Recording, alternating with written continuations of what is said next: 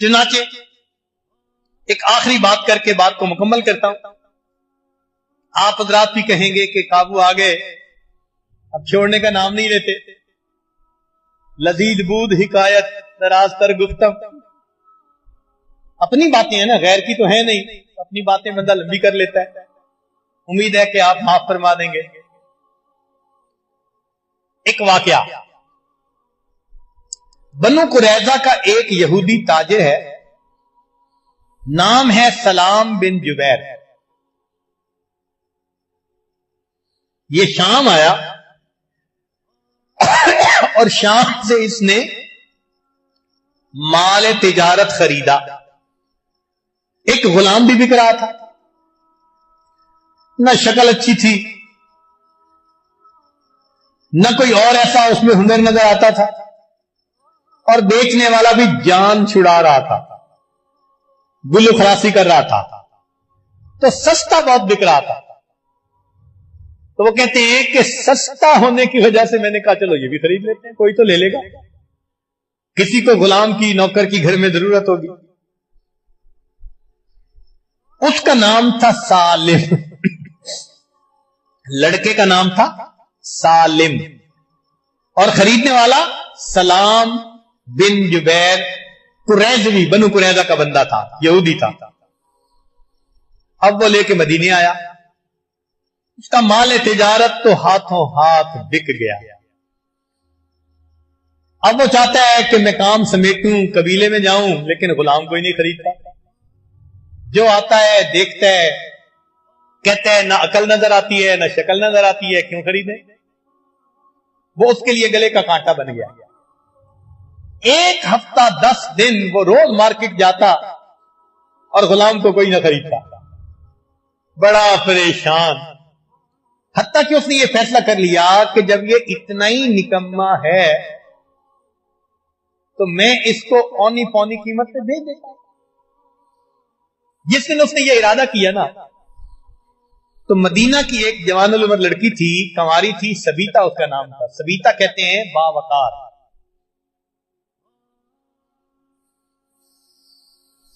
وہ گزر رہی تھی اور اس نے کئی مرتبہ اس غلام کو اسی طرح بازار میں دھوپ میں کھڑے دیکھا تھا. وہ جوان بچی تھی، عورت ذات تھی، دل نرم تھا، رحم آ گیا. اس نے پوچھا سلام سے کہ اس لڑکے کو تم بیچنا چاہتے ہو؟ اس نے کہا ہاں، میں بیچنا نہیں چاہتا، میں جان چھڑانا چاہتا ہوں. کیا لوگے؟ اس نے کہا جتنے میں خریدا اور راستے میں جو اس پہ خرچ کیا، خرچہ دے دو، اسے لے جاؤ. لو جی، اس نے تھوڑی سی قیمت مانگی، سبیتا نے دے دیا اور اس لڑکے کو لے کر آ گئی. خریدتے وقت اس نے پوچھا تھا کہ یہ لڑکا ملا کہاں؟ اس نے کہا یوں تھا، اور ایک ماں باپ کا بیٹا تھا اور جدا ہو گیا اور میں لے آیا. تو نرم دل لڑکی تھی، وہ سوچتی رہی کہ کتنے بچے ایسے ہوں گے جو اپنی ماں سے جدا کر دیے جاتے ہیں، یہ بھی تو کسی ماں کا بیٹا ہوگا، پتہ نہیں اس کی ماں اس کے لیے کتنا ترستی ہوگی، روتی ہوگی. اور سارا دن میں دیکھتی ہوں یہ دھوپ میں کھڑا ہوتا ہے بیچارہ، پسینہ آ رہا ہوتا ہے، پینے کو پانی نہیں، کھانے کو کوئی چیز نہیں، اس طرح اس نے اس کو رکھا ہوا ہے. تو اس نے کہا اچھا میں گھر آتی ہوں اور میں اسی کو اپنا بیٹا بنا لوں گی اور میں شادی نہیں کروں گی. ایسا نہ ہو کہ میری اولاد کے ساتھ بھی کل یہی معاملہ پیش آ جائے. سبیتا نے اس بچے کو اپنے گھر میں جیسے بیٹے کو پالتے ہیں اس طرح پالنا شروع کیا. چنانچہ بچے کو اچھی غذا ملی، محبت ملی، تو وہ تو بھوکا تھا محبت کا.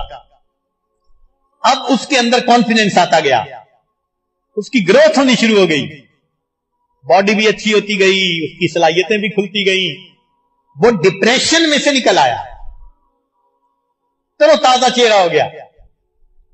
اتنے میں مکہ مکرمہ کا ایک قبیلہ، وہ بھی شام گیا ہوا تھا تجارت کے لیے،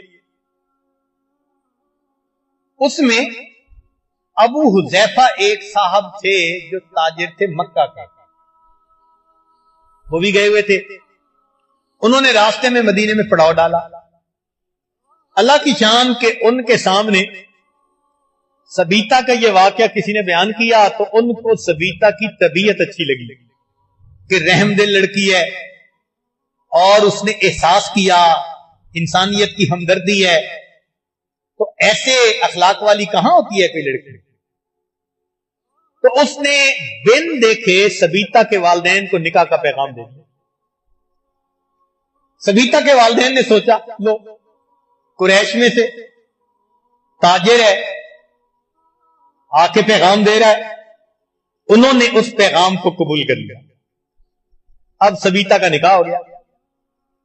نکاح کے بعد ابو حذیفہ کچھ دن مدینہ میں رہے تو وہی ان کا غلام جو ان کی بیوی کے پاس تھا.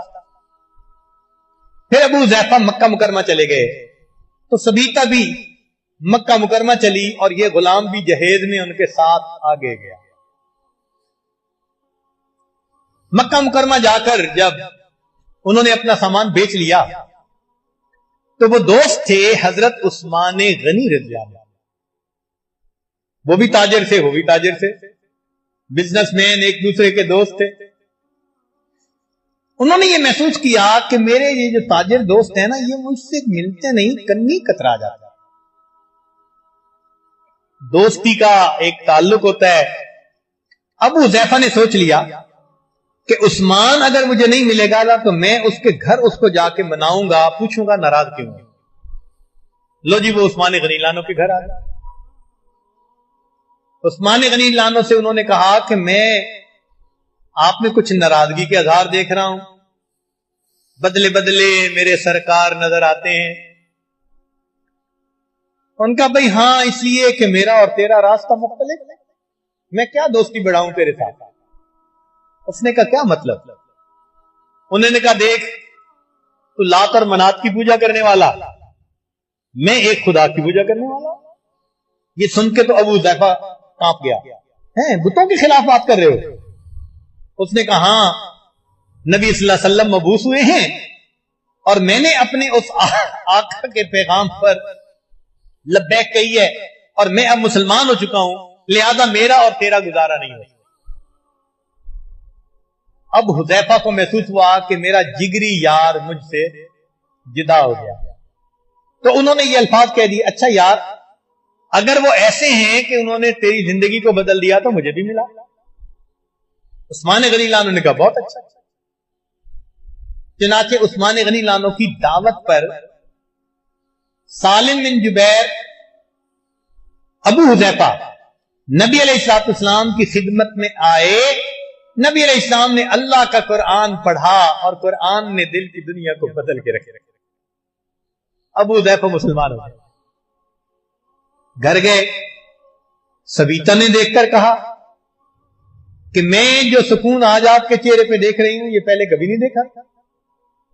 پہلے تو فرسٹریشن کیا مسئلہ.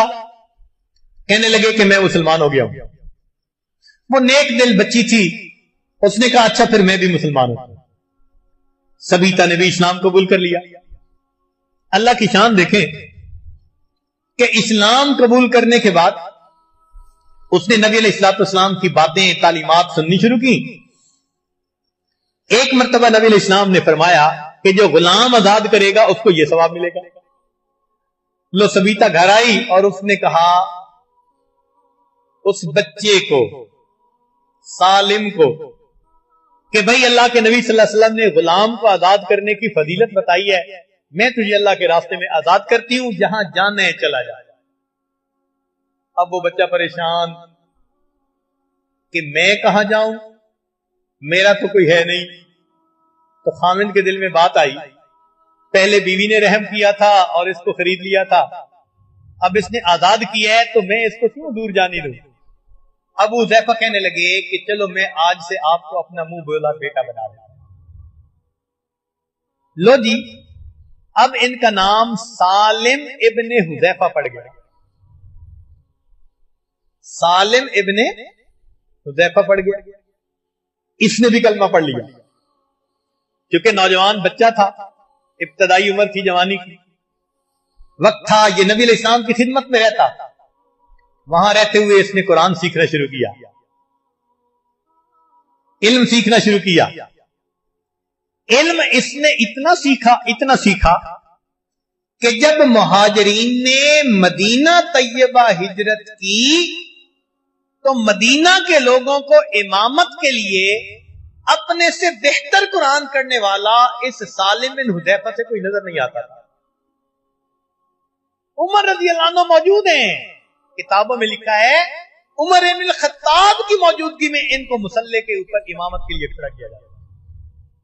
اب جب یہودی دیکھتے حیران ہو جاتے۔ سلام بن جبیرہ نکلا تو اس کی نظر پڑی سالم بن حذیفہ پر، کہتے یہ تو وہی بچہ ہے، خریدتا کوئی نہیں تھا، میں نے وہاں پر اتنے تھوڑے داموں سے خریدا، مدینے آ کے میں مصیبت میں پھنس گیا، کوئی لیتا نہیں تھا، منہ کوئی نہیں لگاتا تھا، گری چیز کی مانند تھا، کوئی اس کی قیمت نہیں تھی، یہ بچہ مسلمانوں کا امام۔ جب اس نے پوچھا کہ امام کیوں بنایا تو جواب ملا کہ ہم میں سے یہ اللہ کے قرآن کو زیادہ بہتر سیکھا۔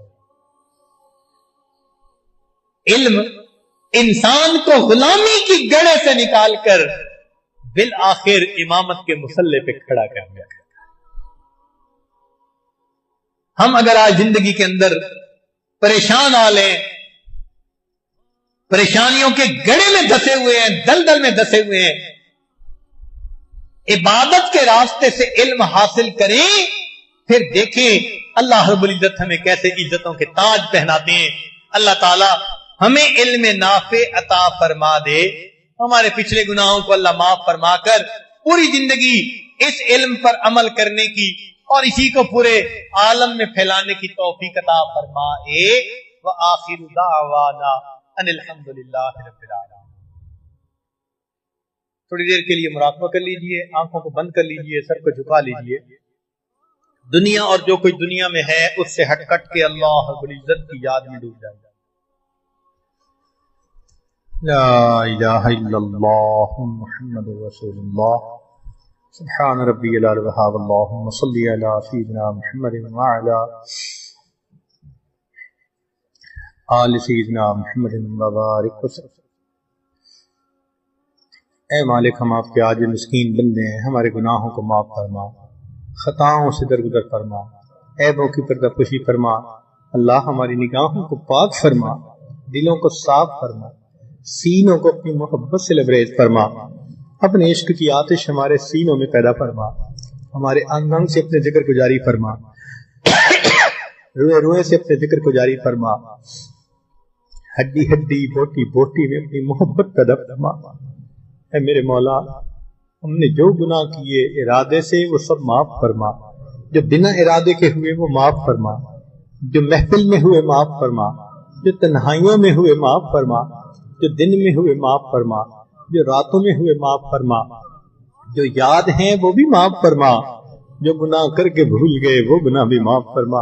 اللہ معصیت کی ذلت سے محفوظ فرما، ہمیں طاعت کی عزت نصیب فرما، قیامت کے دن کی ذلت و رسوائی سے دور فرما۔ میرے مولا، ہم اپنے قصور کا اقرار کرتے ہیں، اے کریم ہمیں اپنے در سے خالی نہ لوٹا دیجئے، ہمیں محروم نہ کر دیجئے۔ اللہ، جو آپ کے دروازے سے خالی جاتا ہے وہی بدبخت کہلاتا ہے۔ اللہ، اٹھے ہاتھوں کی لاج رکھ لیجئے۔ اے کریم آقا، جس طرح ایک عیالدار اپاہج کسی سخی کے دروازے پر کھڑا ہوتا ہے اور دروازہ کھٹکھٹاتا ہے اس امید کے ساتھ اگر یہ دروازہ کھل جائے گا میرے بچوں کا فاقہ ختم ہو جائے گا، اللہ اس عیالدار اپاہج سے ہم زیادہ محتاج ہیں۔ آپ دنیا کے سخی سے زیادہ بڑے سخی ہیں، ہم آپ کا دروازہ کھٹکھٹا رہے ہیں۔ اللہ، بنی اسرائیل کے 3 بندوں نے تو عمل دے کر آپ کا دروازہ کھٹکھٹایا تھا، ہم وہ گنہگار ہیں جو فقط آپ کی رحمت کا سہارا لے کر آپ کا دروازہ کھٹکھٹا رہے ہیں۔ میرے اللہ، کوئی ایک بھی عمل ایسا نہیں جو پیش کرنے کے قابل ہو، ہمیں مصیبتوں سے بچا لیجئے۔ اللہ میں پریشانیوں کے غار سے نکال دیجئے، ذلت کے غار سے نکال دیجئے، میرے مولا رحمت فرما دیجئے۔ جیسے آپ نے ان کو روشنی دکھائی، اللہ ہمیں ہدایت کی روشنی دکھا دیجئے، اللہ ہمیں اپنا دیدار عطا فرما دیجئے، اپنے مقبول بندوں میں شامل فرما دیجئے۔ اے اللہ ہماری ان دعاؤں کو اپنی رحمت سے قبول فرما۔ پوری دنیا میں جہاں مسلمان پریشان ہیں اللہ سب کی پریشانیوں کو دور فرما۔ اے اللہ ہمارے اس ملک کی حفاظت فرما، اس کو دین کا قلعہ بنا، اس کو شریعت و سنت کا مرکز بنا، اور ہمیں شریعت والی زندگی گزارنے کی توفیق عطا فرما۔ جس مقصد کے لیے یہ ملک حاصل کیا گیا اس مقصد کو پورا کرنے کی توفیق عطا فرما۔ جو اس ملک کے دشمن ہیں اللہ ان کو ہدایت عطا فرما، جن کی قسمت میں ہدایت نہیں ان کو چن چن کے دفع دور فرما۔ اے اللہ ہمارے تینوں حرم کی حفاظت فرما، پوری دنیا میں جہاں بھی مسلمان پریشان ہیں اللہ سب کی حفاظت فرما، مدارس عربیہ کی حفاظت فرما، دعوت و تبلیغ کے کام کی حفاظت فرما، جہاں اللہ اللہ ہوتی ہے ان خانقاہوں کی حفاظت فرما، اقامت دین کی کوششوں کی حفاظت فرما، دین کے شعبے میں جہاں بھی جس طرح سے بھی کام ہو رہا ہے اللہ شرف قبولیت عطا فرما۔ اے اللہ اپنی رحمت سے ہمیں اس دنیا سے ایمان کے ساتھ اپنے وقت پر رخصت ہونے کی توفیق عطا فرما۔ میرے مولا جو مانگا وہ بھی عطا فرما، جو مانگنا چاہیے تھا نہیں مانگ سکے وہ بھی عطا فرما۔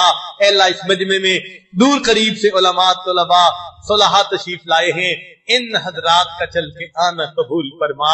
اے اللہ ان کے اٹھے ہاتھوں کو قبول فرما، میرے مولا مہربانی کا معاملہ فرما، ہماری ان دعاؤں کو اپنی رحمت سے قبول فرما۔